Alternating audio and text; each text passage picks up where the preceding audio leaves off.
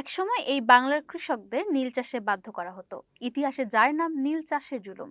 লালমনিরহাটের তিস্তা নদীর চরগুলোতে আজ সেই দৃশ্য যেন অন্য রূপে ফিরে এসেছে। তবে এবার জোর জবরদস্তি নয়, অন্যান্য ফসলের বারবার লোকসান গুণে লাভের আশায় নানা প্রলোভনের জালে জড়িয়ে তামাক চাষে ঝুঁকে পড়ছেন কৃষকেরা। লালমনিরহাট প্রতিনিধি শরীফুল ইসলামের পাঠানো তথ্যচিত্রের বিস্তারিত ডেস্ক রিপোর্টে। বিভিন্ন তামাক কোম্পানির প্রতিনিধিরা মৌসুম শুরুর আগেই কৃষকদের হাতে তুলে দিচ্ছেন অগ্রিম টাকা, বীজ ও সার। চুক্তি হচ্ছে মৌসুম শেষে সেই তামাক কোম্পানির কাছেই দিতে হবে উৎপাদিত পাতা। বাজারের নিশ্চয়তা আর নগদ টাকার আশায় অনেক কৃষক ধান, ভুট্টা কিংবা ডালের মতো খাদ্যশস্য বাদ দিয়ে ঝুঁকছেন তামাক চাষে। ফলে লালমনিরহাটের তিস্তা চরাঞ্চল সহ জেলার বিস্তীর্ণ জমি ধীরে ধীরে তামাকের দখলে চলে যাচ্ছে। কৃষি সম্প্রসারণ অধিদপ্তরের তথ্য অনুযায়ী গত মৌসুমে লালমনিরহাট জেলায় প্রায় ৯,৩০০ হেক্টর জমিতে তামাক চাষ হয়েছিল, কিন্তু চলতি ২০২৫-২৬ মৌসুমে তা বেড়ে দাঁড়িয়েছে প্রায় ১৫,৫৭৫ হেক্টরে। বর্তমানে সেই সংখ্যা আরও বেড়ে প্রায় ১৮,৮২৫ হেক্টরে পৌঁছেছে। বিশেষ করে লালমনিরহাট সদর, আদিতমারি, কালীগঞ্জ ও হাতীবান্ধা উপজেলার চরাঞ্চলের বিস্তীর্ণ জমি এখন তামাক চাষে ব্যবহৃত হচ্ছে। স্থানীয়দের অভিযোগ, আলু, ভুট্টা, সরিষা ও অন্যান্য ফসলে যখন দফায় দফায় লোকসান গুনতে হচ্ছে, সেই সময়েই তামাক কোম্পানিগুলোর অগ্রিম টাকা, বীজ, সার এবং নিশ্চিত বাজারের প্রলোভনে পড়ে কৃষকরা ঝুঁকছেন এই বিষবৃক্ষ তামাক চাষে।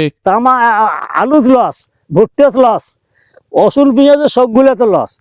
এই জন্য এখন কি করি, এই তামাক জাবাদ করতেছি, তার কেজি বেশি বিক্রি 205 টাকা।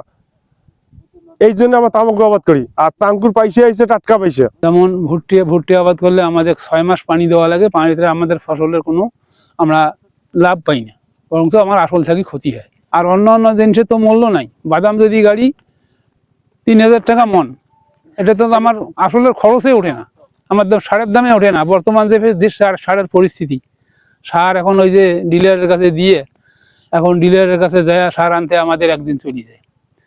সেখানে যা একদিন কাটে যাও, সার পাই কি পাই না তার ঠিক নেই।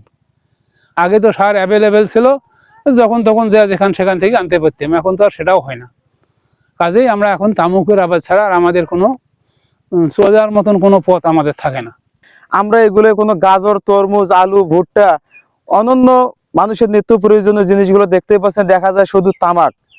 এই তামাকের প্রতি মানুষ আগ্রহী কেন? যেখানে 1 কেজি আলু উৎপাদন করতে একজন কৃষকের খরচ পড়ে 12 টাকা, কিন্তু একজন কৃষক আলু উৎপাদন করে বিক্রি করতে 6 টাকা, যার ফলে তারা প্রতি বছর ব্যাপক ধসের শিকার হয়। যার কারণে দেখা যায় যেখানে তামাকে বিশ্বের অনেক জাপান, টোবাকো, আবুল খায়ের কোম্পানিরা বিনিয়োগ করার কারণে এবারে কৃষকেরা তামাকের প্রতি আগ্রহী।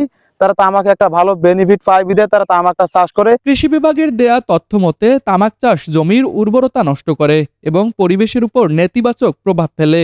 তাই কৃষকদের বিকল্প ফসল চাষে উৎসাহিত করা হচ্ছে। তবে বিভিন্ন কোম্পানির প্রলোভন এবং তামাকের নিশ্চিত লাভের আশায় কৃষি বিভাগের নিরুৎসাহিত করা সত্ত্বেও কৃষকরা তামাক চাষ থেকে সরে আসছেন না। লালমনিরহাট জেলার যে আমাদের দুইটা নদী, একটা তিস্তা এবং ধরলা, এই নদীর যে চর আমাদের 14,000 প্রায় 300 হেক্টর আমাদের চর আছে। এর মধ্যে এই রবি মৌসুমে প্রায় আমাদের 11,300 হেক্টর জমিতে আবাদ হয়েছে।